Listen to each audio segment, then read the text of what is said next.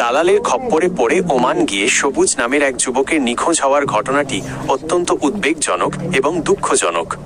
বিদেশে গিয়ে কেউ নিখোঁজ হলে পরিবার যে চরম দুশ্চিন্তার মধ্য দিয়ে যায় তা ভাষায় প্রকাশ করা কঠিন।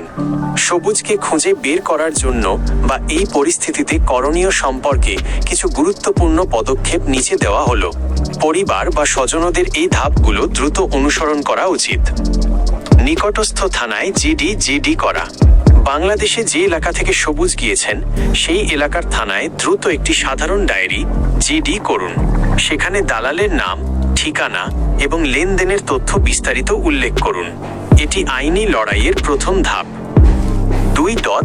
ওমানে বাংলাদেশ দূতাবাসে যোগাযোগ।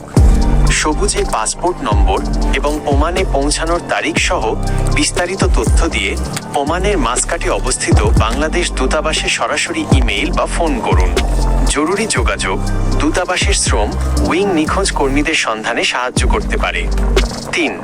জনশক্তি কর্মসংস্থান ও প্রশিক্ষণ ব্যুরো BMET।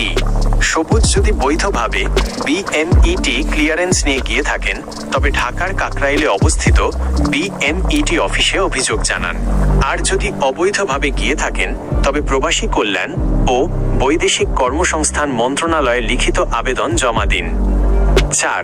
ওয়েজ আর্নার্স কল্যাণ বোর্ড।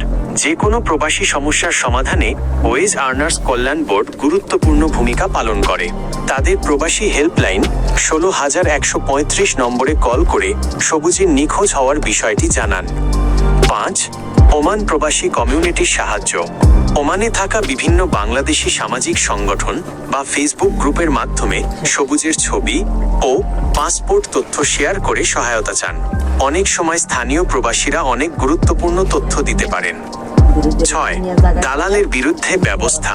যে দালালের মাধ্যমে তিনি ওমান গিয়েছেন তাকে চাপ দিন। প্রয়োজনে তার বিরুদ্ধে প্রতারণার মামলা করুন। অনেক ক্ষেত্রে দালালরা লোকজনকে লুকিয়ে রাখে বা অন্য কোথাও বিক্রি করে দেয়। আইনি চাপ দিলে তারা তথ্য দিতে বাধ্য হতে পারে। আপনার কাছে কি সবুজের পাসপোর্ট নম্বর বা তিনি ওমানের কোন শহরে ছিলেন সেই তথ্য আছে?